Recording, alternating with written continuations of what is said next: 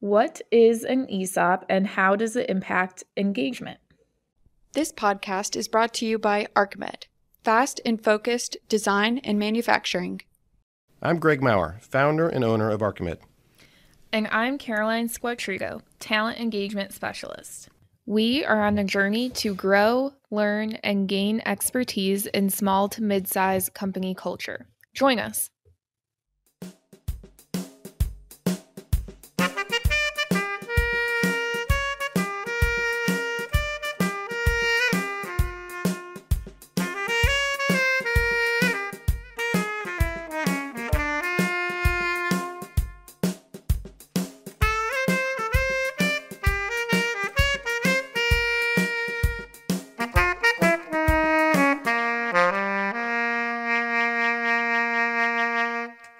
Okay, Caroline, what's the question of the day?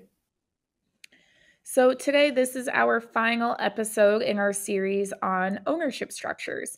I've really enjoyed hearing about a family business and a publicly owned company, and now ESOP is kind of going to be how we round all of this out.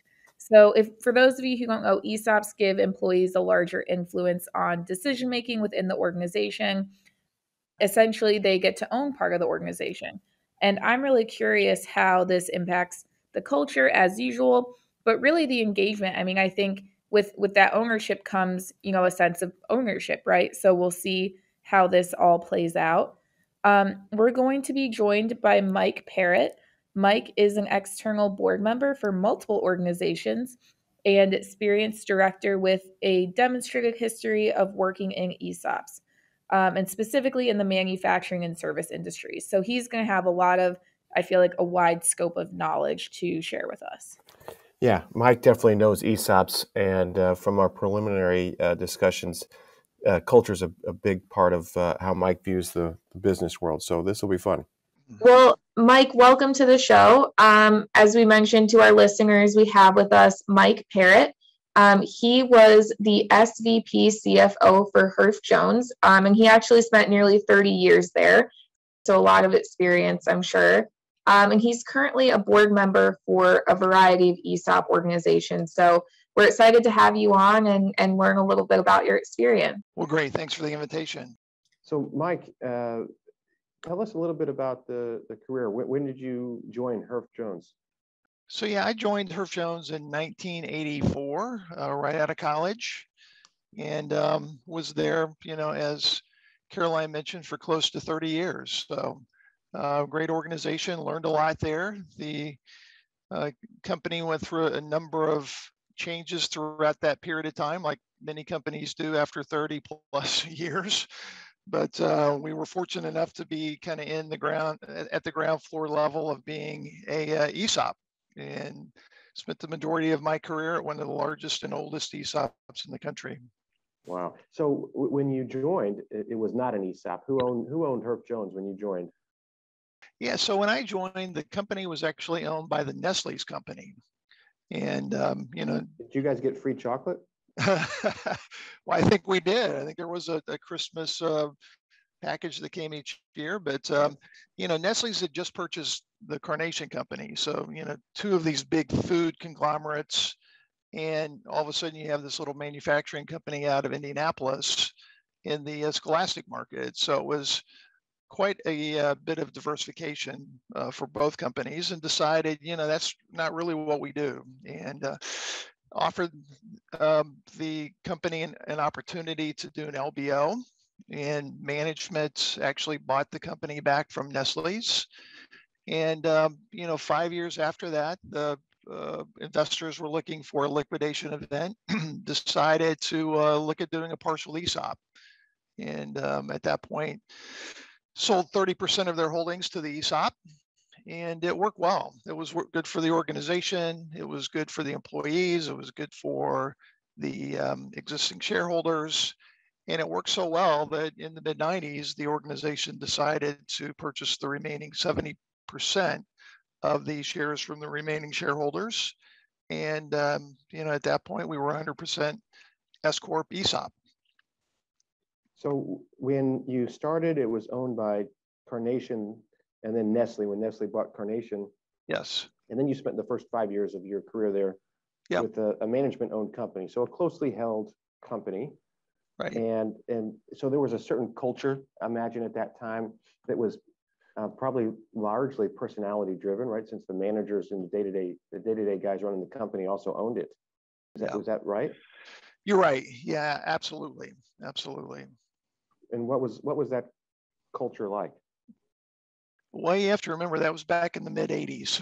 So I was fresh out of college, and I would say, from my recollection, the culture was still good. You had many of the owners in your facility. The company had operating units throughout the country, so you had a variety of owners throughout the company. So it was kind of a mini ESOP at that point. You had a number of shareholders, but the shares were not distributed across the organization to each employees like you have with an ESOP. but nonetheless, it was a good culture from what I remember. But I think it continued to improve as we migrated to being an ESOP organization. So could you tell the difference day one after the employees bought 30%? No, no. It takes a while to change culture. And just because, day one, all of a sudden you're an employee owner, that doesn't necessarily mean that everyone is going to change day one. I mean, you still need to have the culture of treating your employees with dignity, work-life balance,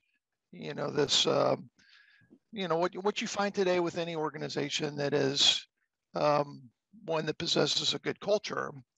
But with an ESOP, it is something that over time, as employees get more and more of a ownership within the organization, can see the true financial impact of what that means to them, then you start to see that change. But it is not a day one, all of a sudden, we've got a great culture. You have to continue to communicate what the ESOP means and what you as an employee owner should be doing to act like an owner. Well, I love to hear that story of transition, and I'm glad you mentioned it does take a while for culture to change, because that's something we've been hearing from a couple of different people. I'm really curious. It sounds like, so once you become that employee-owned organization, I feel like, as my dad would say, now everyone has skin in the game, right? So there's maybe a little bit more, I don't want to use the word ownership, but I guess a little bit more ownership over everything from every employee. Do you feel like, I mean, I would guess that if you're an employee at an ESOP organization, you would have a little bit more influence over decision-making and company direction. How did that feedback loop work? How did the employees get their feedback to management as far as the direction they wanted for the company? When an ESOP works right, you have that high involvement, empowerment culture throughout the organization. So yeah, you do have skin in the game. You're hoping that as somebody who has skin in the game, that you're able to, see those opportunities to drive margin, to improve the organization, to, impact sales channels, efficiencies, operating expense reductions, and so on throughout the organization. But again, it takes a while for that to resonate throughout the organization. And with an ESOP, it takes a while for you as a shareholder to see the financial benefit to you. Day one, you start getting shares based upon the way your ESOP plan works. But it takes a while for those shares to build up, where all of a sudden now you're getting a statement that shows the value of your holdings, and it's significant. But that takes a while to build up. So therefore, it takes a while for people to truly embrace that this is a meaningful financial benefit to myself and my family. But you're right. You do now have skin in the game. You want to find those opportunities to increase the value of the organization. But being an ESOP doesn't mean that you don't continue to act like a highly effective organization. I mean, you still have a business to run. Management still manages. The board, provides governance. You're not voting on every issue as an employee owner. You still operate as a hopefully highly efficient organization, but now you've got some skin in the game, as you mentioned. So when you think about going to 100% owned ESOP, and then by then, the employees have seen the financial impact of their ownership, and they've started to take on that feel of ownership. Is there a specific tangible difference when someone has finally said, I'm an owner? In other words, you think about maybe some junior guy who's been there 30 years and has accumulated a lot of stock, and his boss is maybe younger in career and doesn't own as much.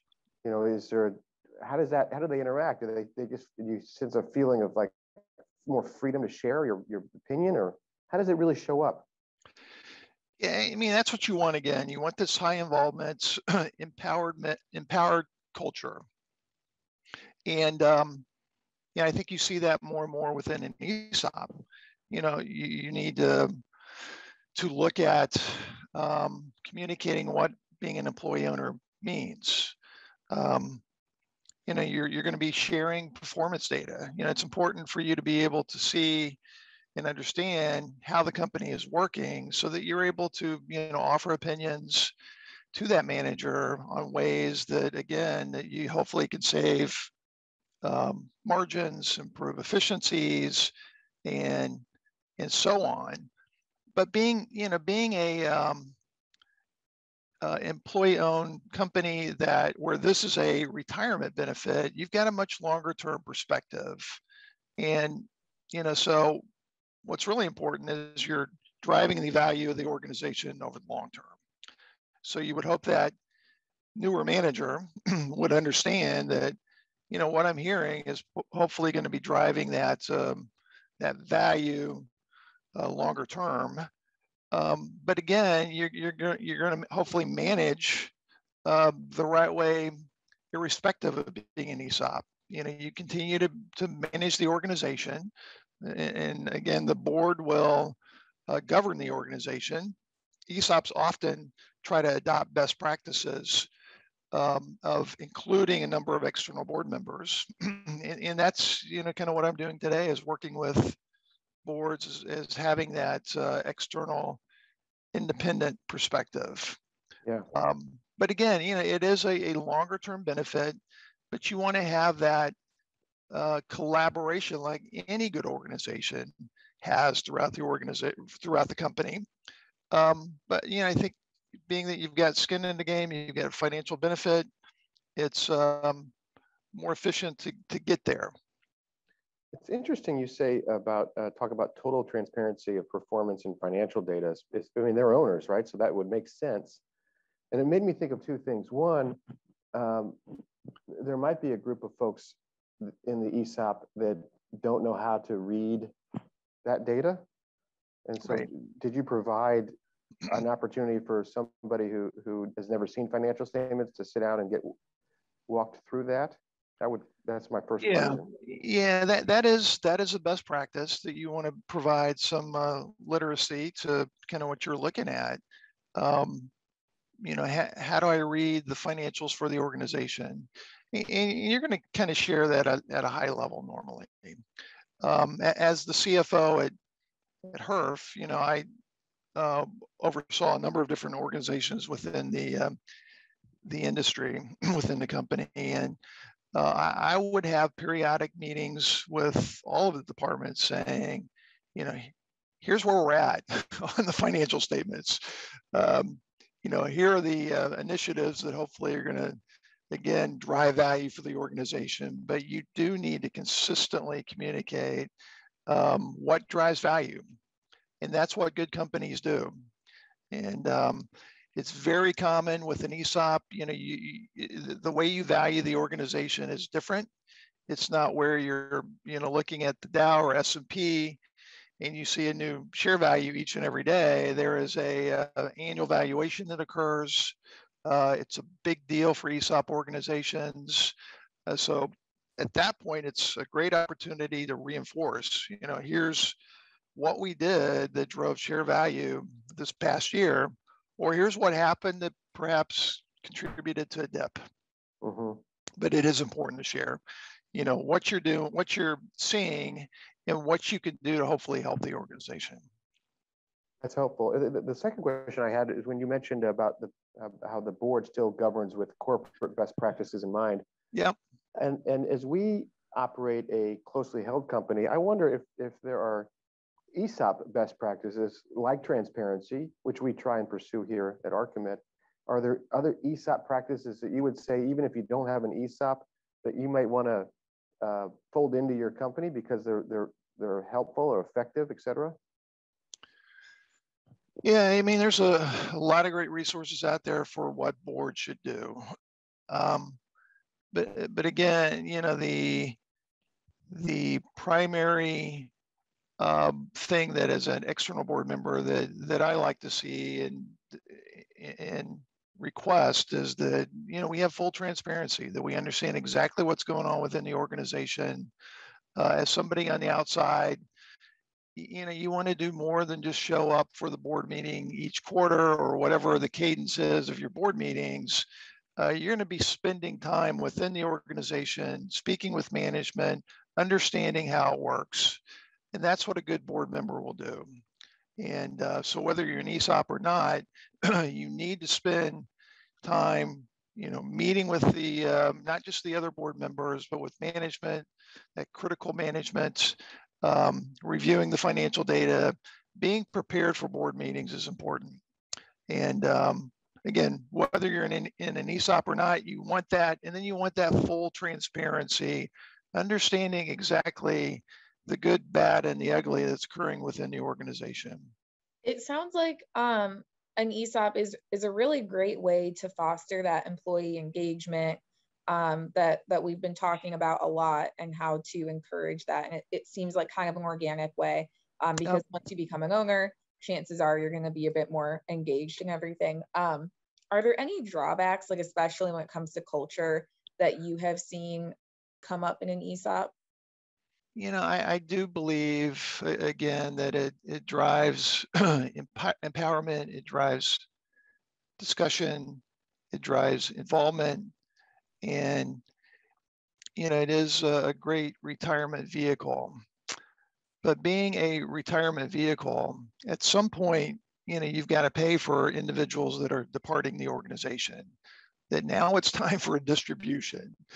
And that can be a cash draw on the organization. If you're not prepared for it, it could be sizable enough that, perhaps you have to defer some capital, or you have to defer, some other spending that the organization would like to do near term. Again, those are things that you need to plan for.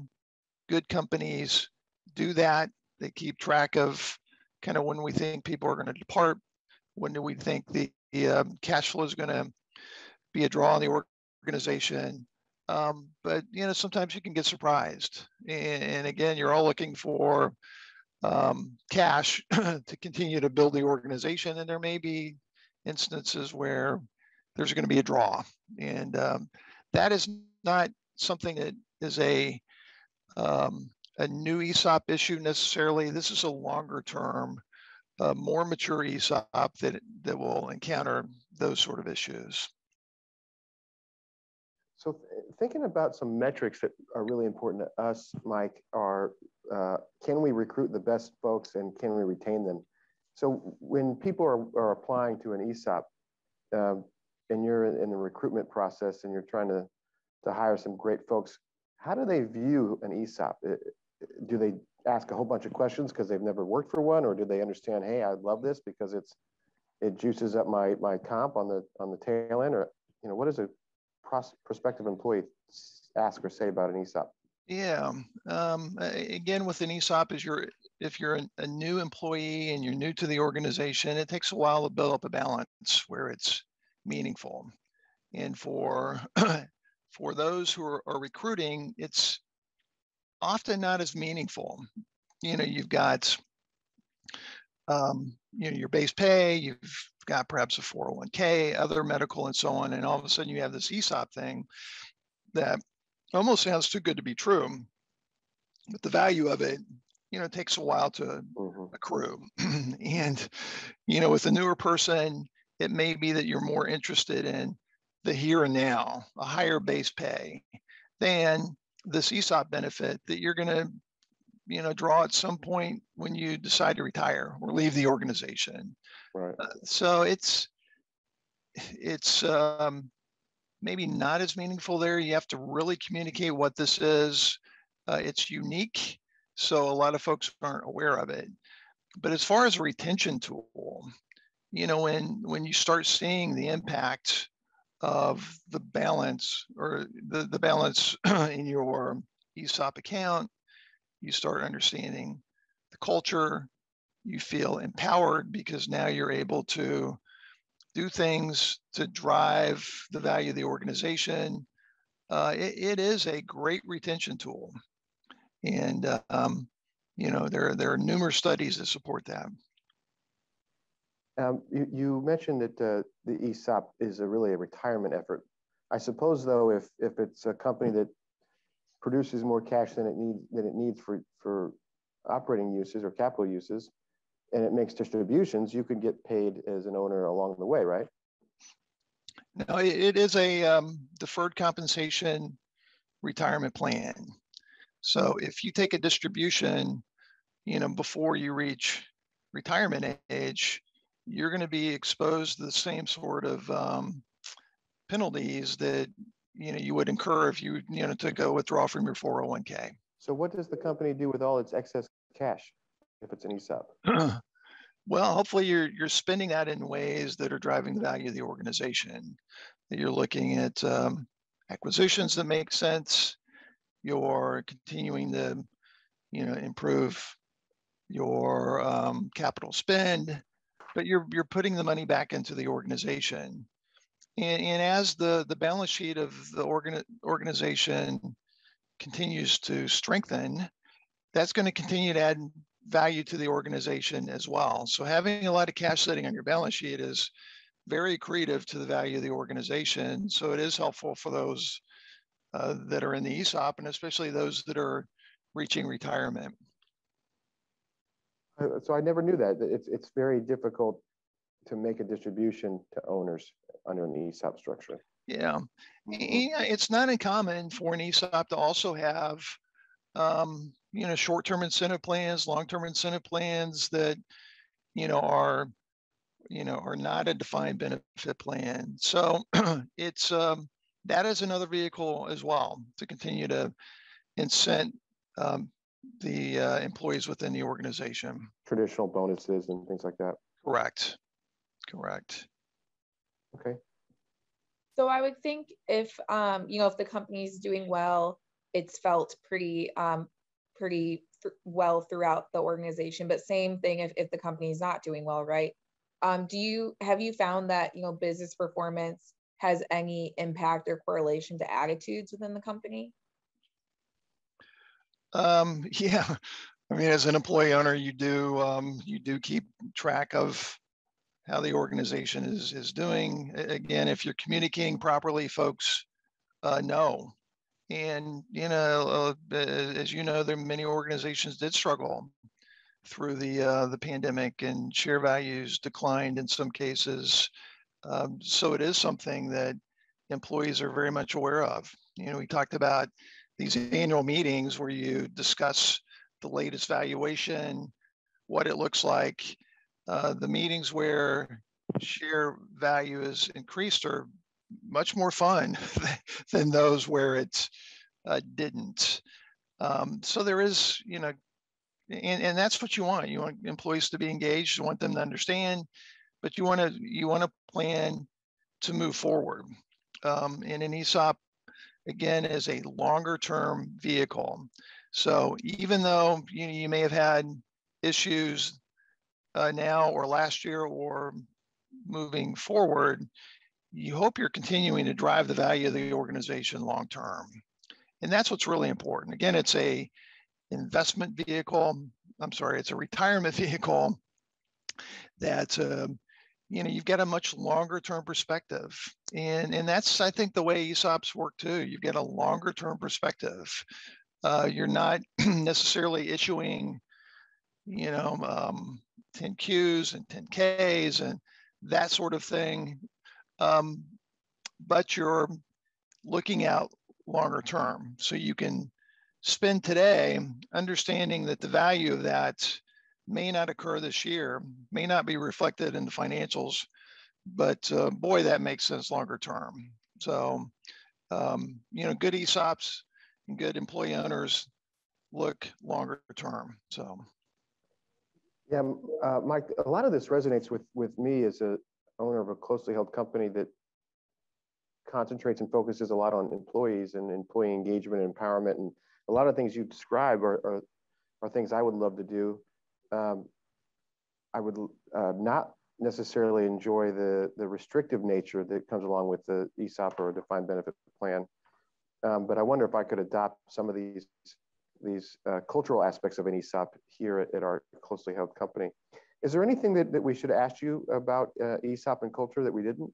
I mean, just in terms of governance of the organization, the involvement in advisors that are independent. An ESOP is, again, a longer term benefit program. There is a trustee that represents the ESOP, and their role is to really do what they can to protect or sustain the value of the organization longer term. And they're another part of the governance process. So if you get a material acquisition or divestiture or those sort of things that you talk about at the board level, often the trustee is going to be in the middle of that. Mm-hmm. You've got an independent valuation firm that values the organization annually, and their piece of this is to look at the financial data, near term, longer term, and now here's the new share value for the ESOP. You've got a variety of consultants, and you've got a variety of legal people involved to make certain you're doing things the right way. But with an ESOP, you've got a lot of people overseeing the organization, which is good, I think, for the most part. That you've got strong governance, and so as a employee owner, you understand that there is somebody out there looking out for the best interest of the ESOP and the best interest of the organization. And, I'd support that. And as a board member, I value the opinion of those independent advisors and how it strengthens the competence of the, ESOP and the organization. So that is one point, the strong governance around the ESOP. And I would just say, this overall performance of ESOP organizations that, there are a number of studies out there that show how much better ESOP performed during the pandemic. And they were much stronger in retaining individuals, continuing to provide hours, protecting their folks. Again, it's an employee-owned company. You're going to do what you can to protect your employees and your owners. So much stronger during the pandemic. And just generally, with a good ESOP, we've got that buy-in. You've got people that are acting like employee owners. Margins are typically so much stronger with an ESOP. So you see it within financials. Mm-hmm. And we talked earlier about retention. It's a great retention tool, and one where you get somebody who all of a sudden looks at their statement and it's meaningful and feels empowered, and you're with an organization that collaborates and listens to you. They're much more likely to stay. So I think it does a number of good things to drive organizations. But the key is you have to continue to communicate. You have to continue to be transparent. You can't have an ESOP where you put it in and that's really the last time you talk about it. You've got to be in front of your employees. They've got to understand what this means to me. They've got to understand how the financials work. You've got to provide education on what it means to be an employee owner. So it takes work. And, as we started out, the thought that, day one, you'd see a change, that is not going to happen. And if you're well into the mission and you've not been communicating, you're not going to see that change either. Yeah, that makes a lot of sense. Hey, Mike, thanks so much for coming on and educating us on ESOP and your experience at Herff Jones and how it impacted culture, especially as it relates to the employees' life cycle at the company. Appreciate your perspectives and sharing those with us and our listeners. Thanks so much. Great. Thanks for having me. So, Caroline, having Mike on was a lot of fun. He's got 30 years of experience, and I loved hearing about his first introduction to ESOP. The story of a company owned by Nestle, which just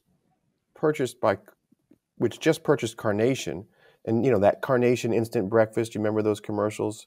Oh yeah, my mom served that to me like every morning for breakfast as a kid. And for some reason, Carnation owned Herff Jones that makes the senior rings and things like that.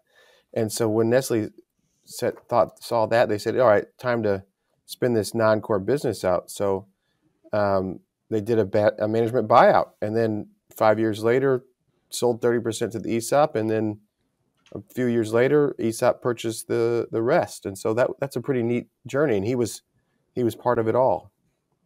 Yeah, I mean, I think his experience there, like you said, gives him kind of the full scope of working with different companies and ownership structures. And I really was not super familiar with an ESOP structure. So just talking to him about that was really enlightening for me. One thing that he cleared up for me, I kind of figured if you're an owner of the company, you get some type of benefit the entire time. And Mike mentioned that it's really that retirement where all the benefits kick in, and you get to see kind of the payout from investing in this company. And I was curious how that impacted retention, right, and employee engagement.